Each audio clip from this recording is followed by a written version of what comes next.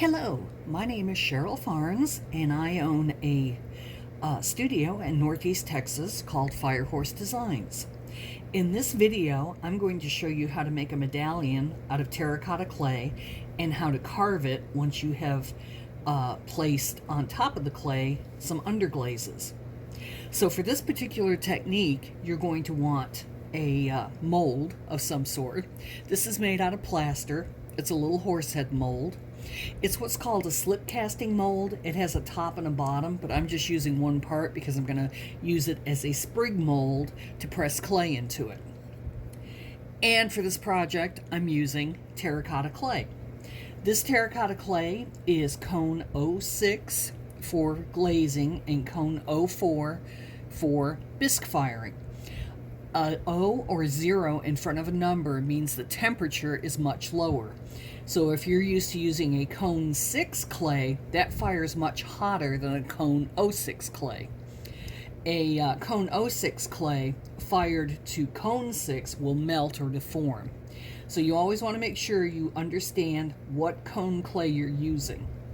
In this particular technique, you can fire this in a kiln, or you can fire it in a microwave kiln, or you can pit fire it outside. So you do not have to have an electric or gas kiln to do this project, but you will need something that you can eventually fire it with. So what I'm going to do is I'm going to take a little bit of clay, and I'm working on an old flannel piece of cloth that used to be a shirt, just so that it doesn't stick to the surface. And I'm going to roll the clay into a ball, and then I'm going to just press it into the mold. If you don't get enough clay for the mold, you can always go back to your original clay and pick up some more clay and just add it in. So I'm just using my fingers and my thumb to push the clay into the mold. If the clay is a little too dry, you can mist some water onto it. Dry clay is what they call short clay. It will tend to crack on you. You don't want the clay so wet that it doesn't dry very well, but you want it wet enough that you can move it around. That's called plasticity. Okay, so I've got it pressed into the mold, and now I'm just smoothing the surface.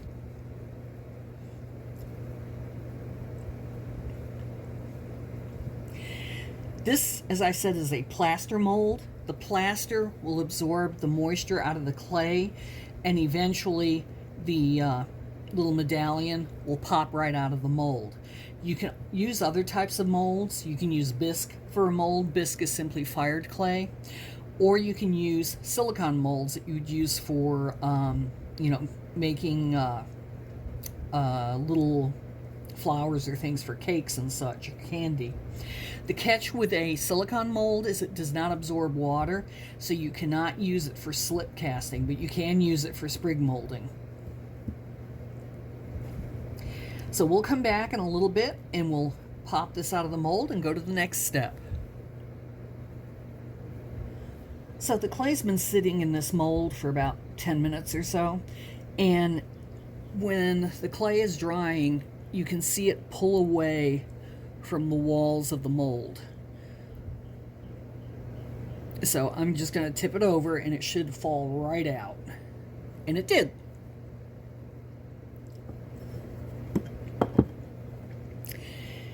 So the next step is to clean up the medallion. Okay? The medallion has got some little cracks in it. That's okay. That's just from where the water is pulled out by the plaster. So what I'm going to do is I'm going to take some clay that I pre-mixed with water, so it's made sort of a slip-like material, and I'm going to take a brush and I'm just going to rub it into the areas that have little cracks. And all I'm doing is massaging the clay so it's rehydrating in those cracked areas, and the slip is going into the clay. The slip that I've made is from the same clay body as I pressed into the mold. You don't want the slip to be too wet because then it's going to dry at different rates. but for just rubbing into the surface to, get the little fine cracks healed, damp slip works fine.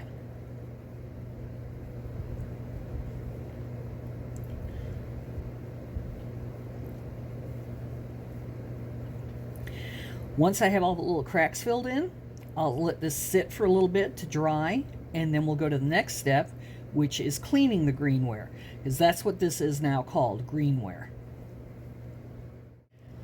Now that we've unmolded the medallion, we're going to clean up. When you unmold it, you may notice that there are some pieces of clay around the edge of the actual mold, and that's just called flashing. And very simply, you can just use your finger or your fingernail to very gently clean off that flashing. You could also use a plastic knife or a pottery tool for it, but I'm trying to keep this low cost for somebody who's just starting out, so your fingernail works perfectly. Now I'm going to go ahead and clean up the edges a little better. This particular tool is called a rib, and you can get different sizes, different shapes, different materials. Like this is a soft rib, but you don't have to go out and buy or order a rib. You can just go ahead and take an old gift card or a credit card and cut it into the shape you want and use that for your rib. And all I'm going to do with the rib, and it's wet at this point, so it's lubricated, so I'm just going to clean up the areas on the edge that I just removed the flashing with my fingernail. So I'm just following the edges and the contours, keeping the rib wet but not soaking wet. I don't want to get the clay really, really wet because it'll just fall apart on me. And I'm just cleaning up the edges.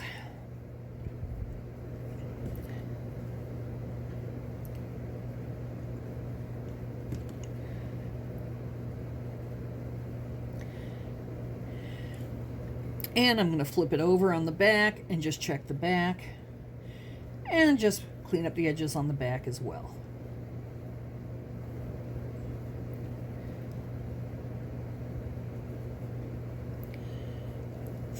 And flip it back over again, and because I cleaned up the back, the edges got a little bit of clay on them, so I'm just going to clean up the edges again.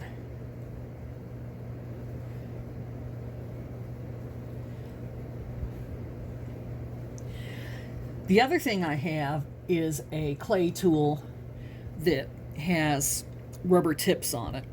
And I'm going to take that, I'm going to put that in a little bit of water, and I'm going to go with that on the areas that I didn't quite get cleaned up with the rib.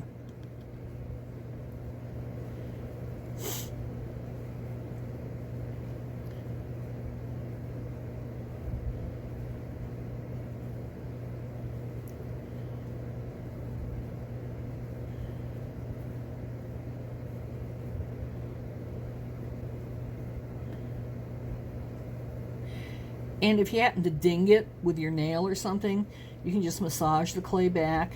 As long as the clay is malleable, you can maneuver it. You can, do anything, carving, things like that. So there are different stages with clay. There's the greenware stage, which is when it's wet and very, very malleable. And then there's the leather hard stage, which is when I do my carving. And then there's the bone dry stage, which is when you can fire it. Until you fire it, the clay is very, very soft and very, very fragile. And, if I were to drop this at this point as greenware, it would just kind of bend. If I dropped it as bone dry greenware, it would crack.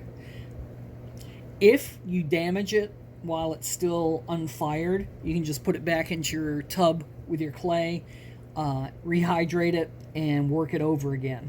Once it's been bisque fired, it goes through a chemical change and it cannot go back to being raw clay. So we're going to put this down for a little bit, let it dry, and when you come back, I'm going to show you how to put underglaze on it and then carve.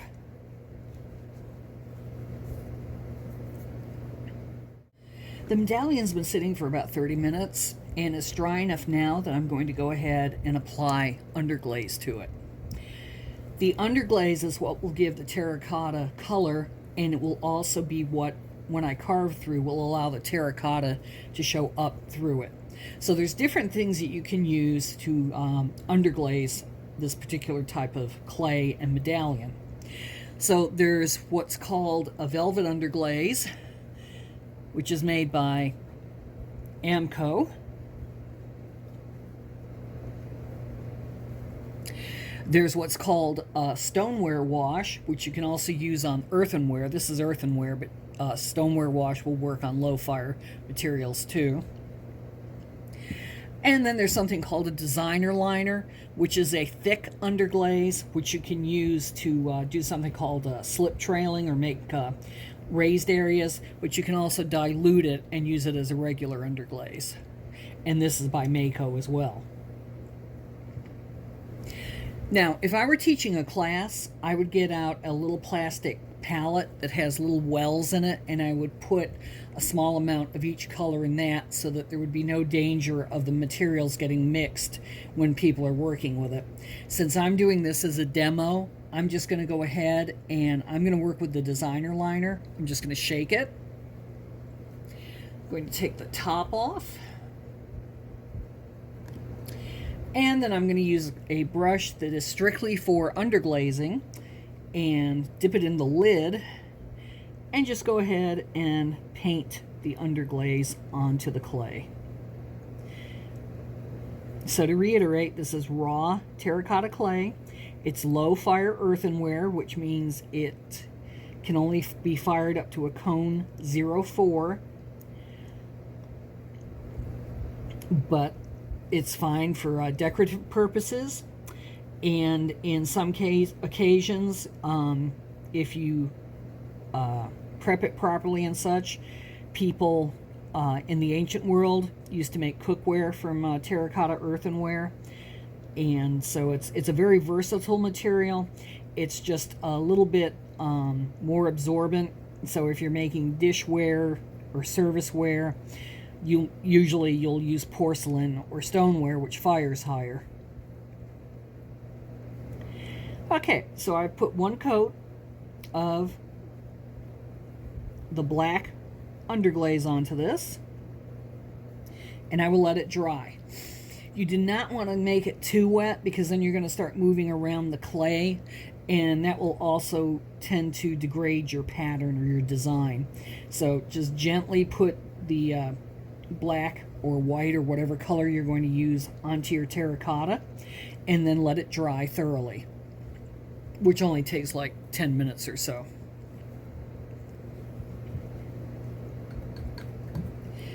So far as colors, the designer liner line comes in all different colors. I've got white, I've got blue, I have terracotta color for if I'm using white clay, I've got red, I've got green, etc.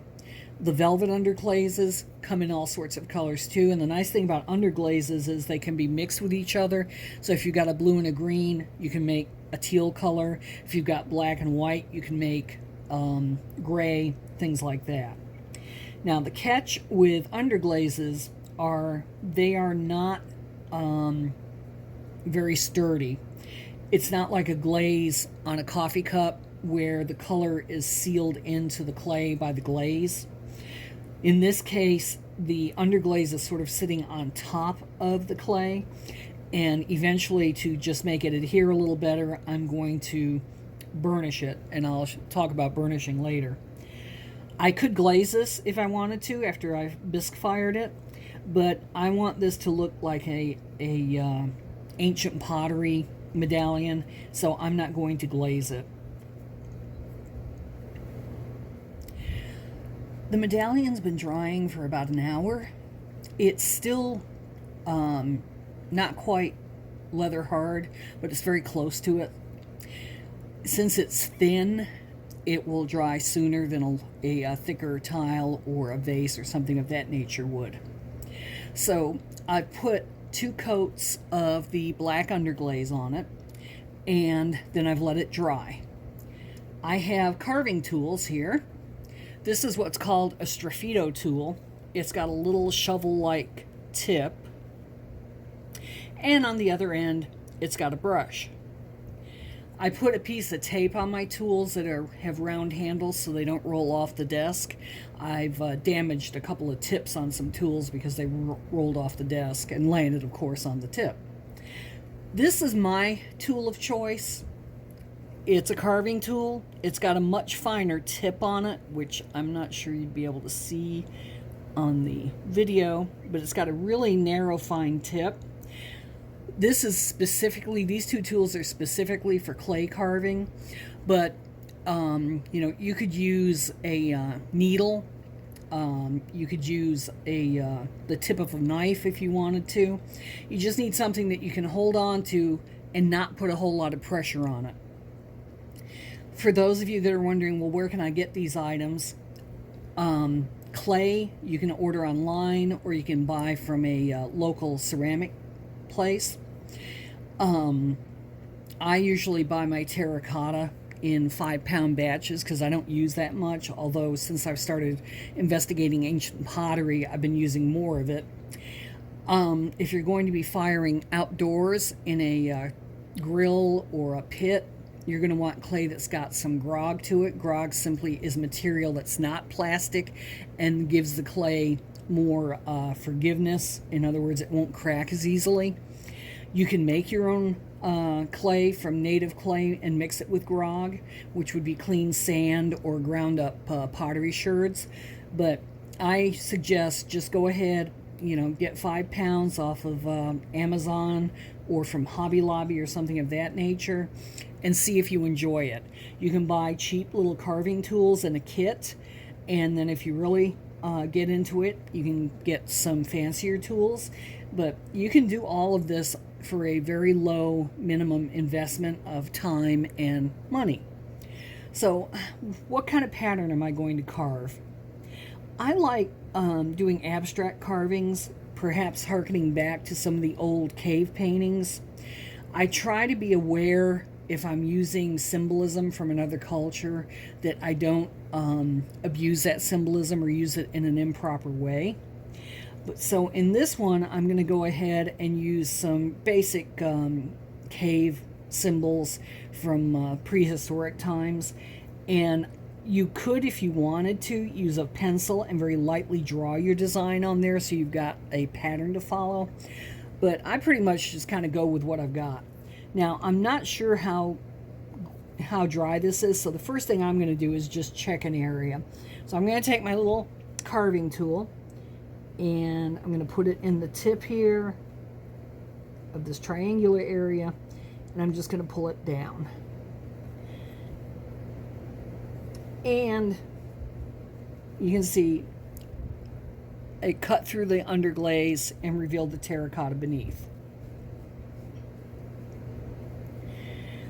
So I'm going to rotate it, and you can use a little turntable, like a cheap spice rack turntable or something. I've got this laying on like about 6 layers of paper towel just to give it a little cushion. So when I do press down, you're going to have to press down a little bit. It's got a little bit of give underneath it.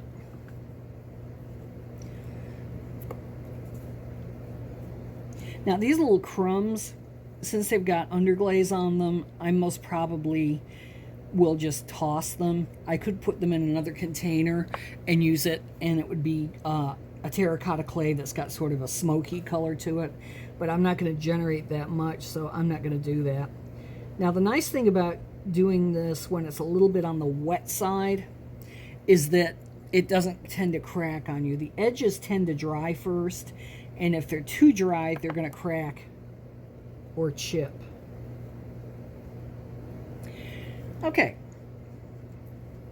so I'm going to lift this up so you can see the carving, and I'm just going to knock off the crumbs there. Okay, so now I'm going to go ahead. I'm going to try to do a big spiral on this. So I'm just going to take my carving tool and just start to do a spiral. And your spiral does not have to be one smooth motion. You can go back up and catch it and just bring it in. Because for me, the nice thing about this as a beginning project, you don't have to worry about it being perfect. If it's a little bit wonky, that's all right. A gentleman I know that teaches ancient pottery techniques has a phrase, embrace the wonkiness. So I'm all for that. Embrace the wonkiness.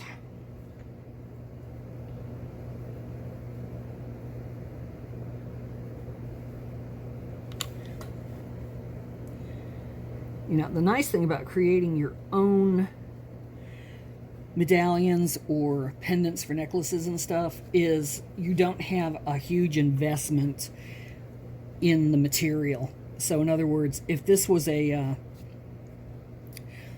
piece cast by a well-known artist and you know, I had a couple $100 just in the medallion, yeah, I'd be a lot more careful about what I was doing. This, you know, I made it. I can make more, so I can have I can learn from it, and I can have some fun with it without fretting about it. So now I'm just going to go ahead and start tying in some of these curves with some other curves.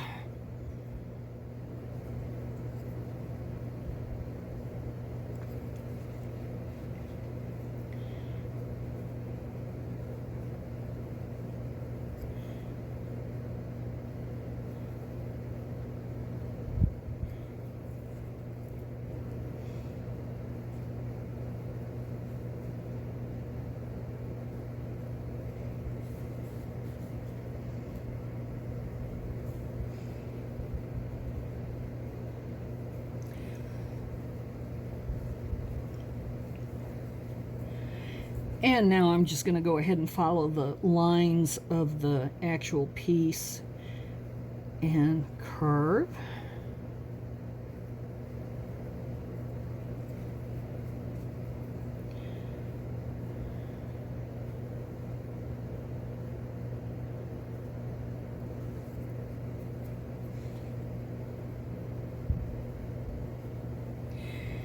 And so far as the underglaze goes, you can also get that from online vendors such as Dick Blick or Amazon.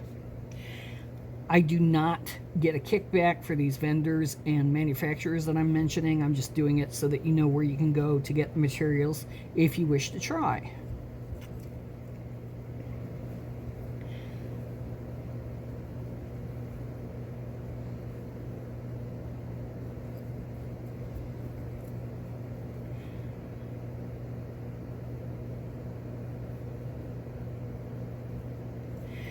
So the reason I like this particular stylus is you can see I'm almost using it like I would be writing with a pen.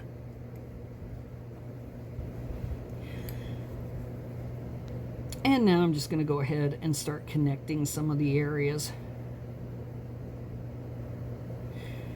You can do as much or little design-wise as you want to. And you can also, once you're done carving, you can add color to the areas using other colored underglazes.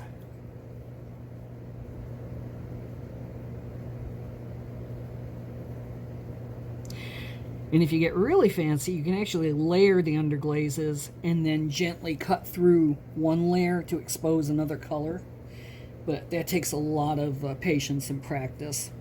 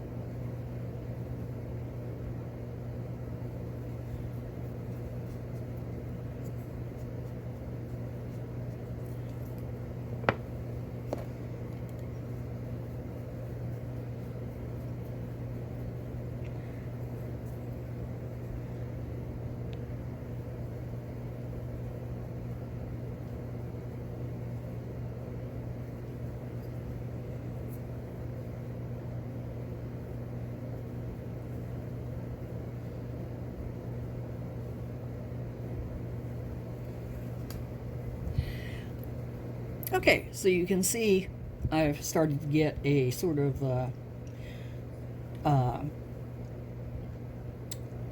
ancient kind of cave design on it with some spirals, etc. And if I wanted to at this point, I could go ahead and take some of the other underglazes and add some color areas to it. So let me set that up and we'll just do a little bit of color on this, and then it will be ready to be burnished. So we have all the carving done, and now I'm just going to touch a little bit of white to it just to kind of make it polychrome. Polychrome simply means multicolored, so it's going to be the red terracotta, the black underglaze, and then a little bit of white. So I'm going to take the white designer liner and a very fine little brush, and I'm just going to go ahead and put in some little detail lines.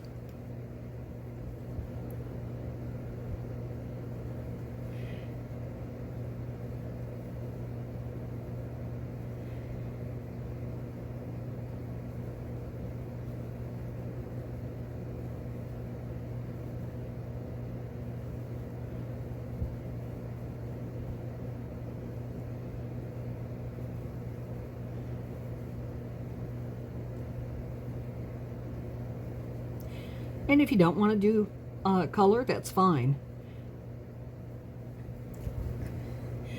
And I go ahead and try to pull the color so it's not all one intensity.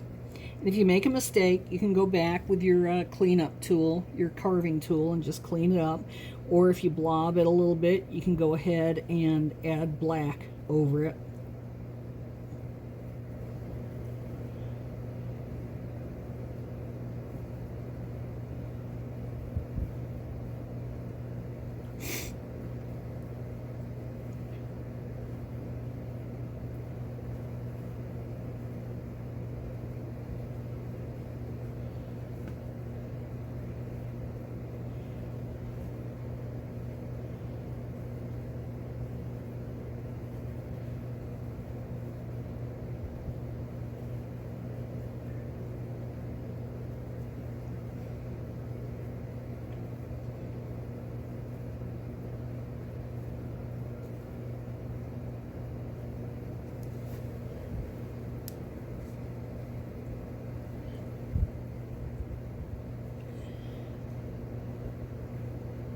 And I think I'll put a little more white on the face just to bring that up a little bit. So put a white dot inside of this little triangle here.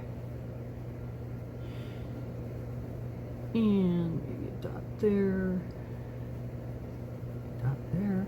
And again, if you don't like the way it turns out, you can always fix it. Not a problem.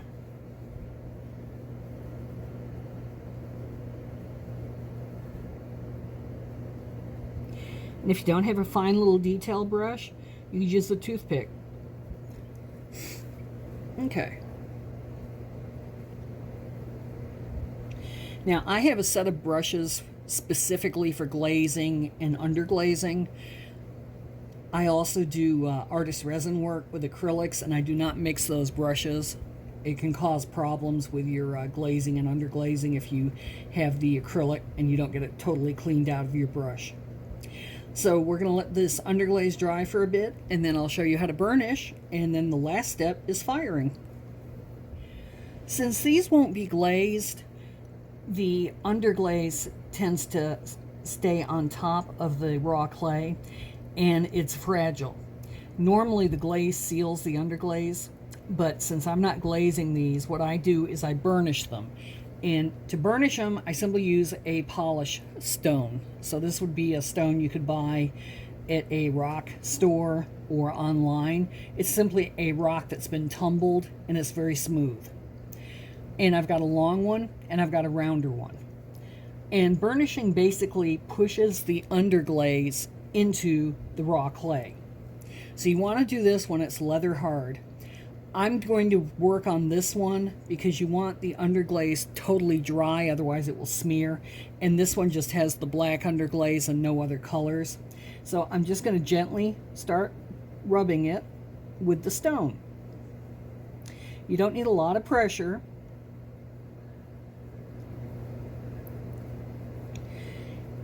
And you're going to burnish it or rub it until you get a nice shiny surface. It will almost look like it's been glazed.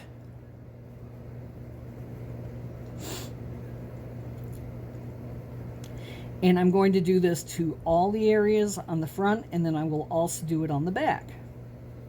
So hopefully you can see how some of it's shiny and some of it isn't. That shiny area here is where I've been burnishing it. What burnishing will also do is if you've got any rough areas from when you were carving, it will smooth them out. So for me, burnishing is kind of a relaxing activity. You just have to be careful. You don't want to put too much pressure on it, otherwise it's going to crack on you. But as long as you give it some support,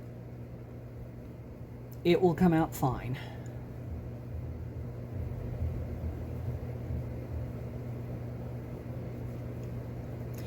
So when this is completely burnished, I'll let it dry for a few days and then I'll fire it.